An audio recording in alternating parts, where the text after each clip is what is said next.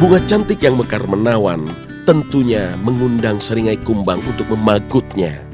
Begitulah hukum alam yang tergaris dalam takdir kehidupan. Seperti Imelda dengan segala pesonanya yang membuat banyak pria datang menawarkan cinta. Saya punya pacar, gonta-ganti juga sih. Ya, life is balance. Belajar iya, have fun juga iya gitu. Saya tipe perempuan yang cuek, biar cowok yang nyamperin.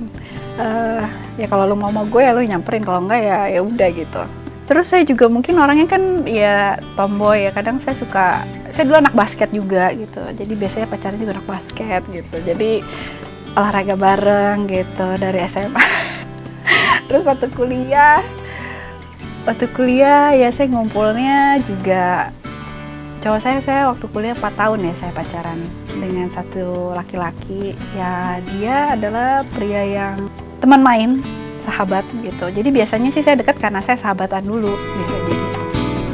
Jauh sebelum kelopak bunga mekar sempurna, maka ada satu cerita tentang Imelda yang pernah mengulum pahitnya cinta. Saat itu, dunia serasa runtuh karena cinta yang ia punya tak berbalas, bertepuk sebelah tangan. Saya sampai turun 7 kilo, saya patah hati, saya ingat SMP. Karena apa ya?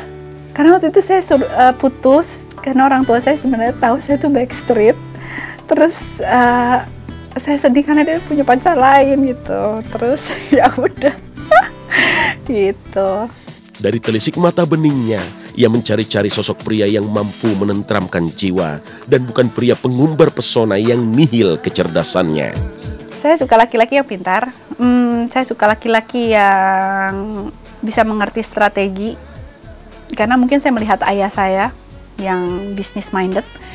Jadi saya suka laki-laki yang tahu tujuan hidupnya ke depannya mau apa.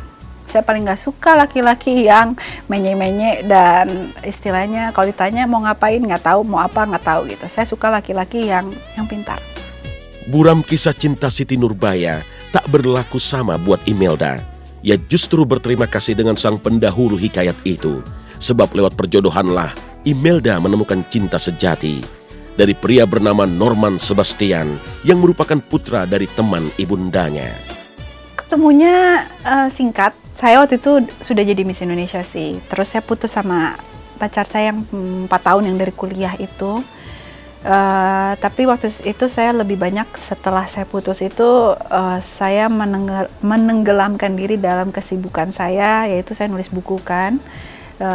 Saya sibuk ya ngisi acara di mana-mana gitu. Jadi waktu itu sebenarnya mama saya yang takut saya bakal kepahitan sama laki-laki dan nggak nikah-nikah, ya itulah ketakutan ibu-ibu pada umumnya gitu. Dan akhirnya dia punya teman arisan, anaknya lagi mau pulang nih ke Indonesia, dia kuliahnya di Amerika juga.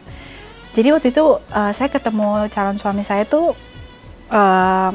dia belum beres kuliah. Waktu saya dikenalin, saya pikir wah mau dikenalin sama anak kecil nih gitu, karena dia lebih muda setahun dari saya. Tapi waktu ketemu dengan orangnya, saya lihat dia orangnya cukup dewasa gitu, dan bahkan lebih dewasa dibandingkan saya cara pemikirannya. Dan akhirnya saya dikenalkan oleh ibu saya kayak zaman Siti Nurbaya gitu. Tapi akhirnya saya klop ya sama dia gitu, karena kita sama-sama suka jazz, suka musik gitu, dan dia bisa main bass. Saya suka cowok yang suka bisa main musik, pintar orangnya, dan orangnya sangat sangat percaya diri. Jadi saya langsung tahu, wah boleh nih dikawinin.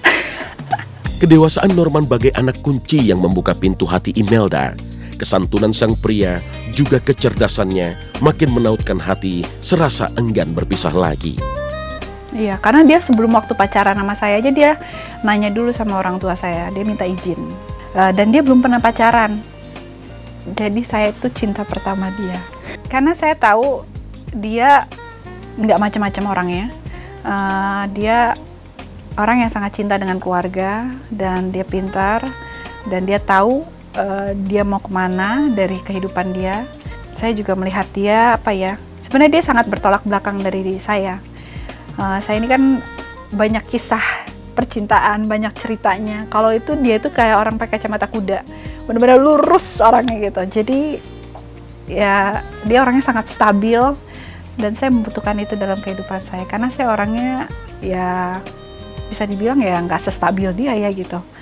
Tanggal 28 Juli 6 tahun silam, berlabuhlah dua anak manusia ini ke altar pernikahan.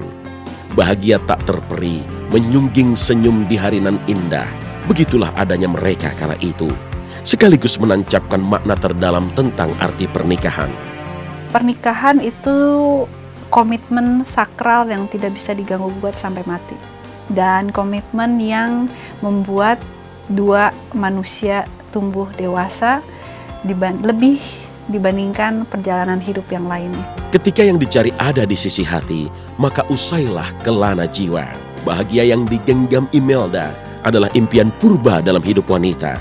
Karena memasuki pernikahan dan kemudian menjadi istri juga ibu, tak bisa dihargai dengan apapun juga.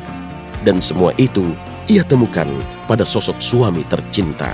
Saya melihat cinta dia, sebenarnya dia orangnya kan gak romantis ya. Tapi saya melihat cinta dia dibuktikan dari komitmen yang dia buat terhadap diri saya dan keluarga. Di mana dia memberikan waktunya untuk keluarga. Dan yang kedua, kesetiaan, kepercayaan, dan kejujuran. Itu semua yang saya sangat hargai lebih dibandingkan dia memberikan bunga atau memberikan kata-kata yang manis. Saya rasa sebagai seorang istri, ya tentu semua perempuan mau ya diperlakukan seperti itu. Tapi terlebih dari itu semua, saya sangat menghargai kesetiaan dia, kejujuran dia, dan tanggung jawab dia. Menjaga keutuhan rumah tangga nggak mudah.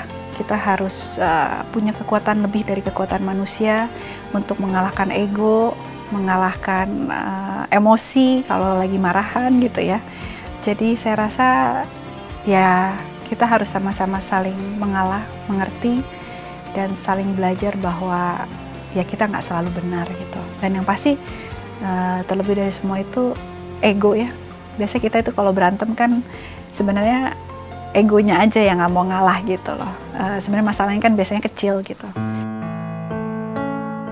Nah, itu bukunya tentang perjalanan hidup saya, bagaimana saya menerima kekerasan, saya anoreksia, saya nggak punya tujuan hidup, bagaimana akhirnya saya bangkit dan saya menggapai cita-cita saya. Nah, itu bukunya memang untuk anak-anak remaja.